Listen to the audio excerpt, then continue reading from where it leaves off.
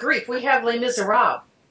If you want to look at Christianity, it's like reading the scriptures. It's for Catholics, it's a catechism. It's got everything. That was certainly good. Life of Pi, about man's search for meaning and for the divine, and I think that's wonderful.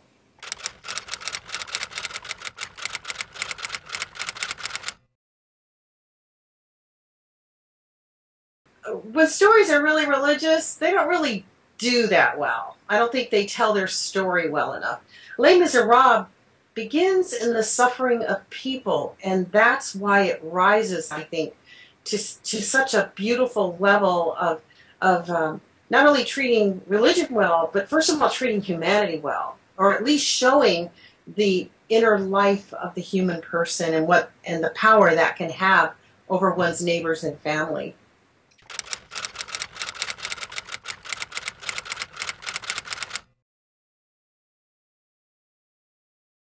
I'm going with Lincoln. That absolutely blew me away. I went to see it twice, and I never go to see a movie twice in the theater. And the performances were amazing. But, you'd say, well, you're a nun, you should like Les Mis. Well, of course I did. It's beautiful, and it's completely different.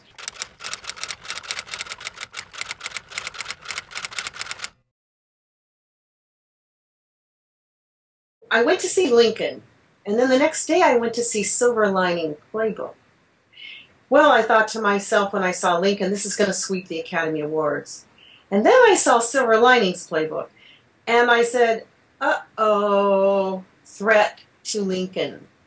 It's a really good story, and it shows how broken people not only deserve to be happy, but can also make their own happiness, even if it doesn't seem what's normal.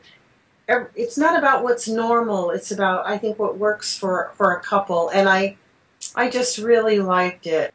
Argo is probably the most perfect of all the movies. It's well written, well acted, well directed. It's sharp. It involves the whole person. It's a true story. Zero Dark 30, Catherine Bigelow. I think she's the prophet of the existential in meaning, especially the last two films that she's done. After all this war, after all this revenge, what are you left with? What is the key figure is left with? Nothing. They're empty.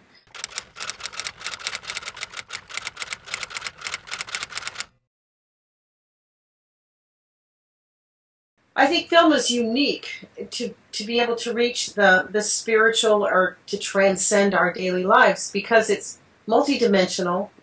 And it takes us places where we wouldn't go by ourselves naturally, I think. Film is transcendent. It takes sight and sound and combines them.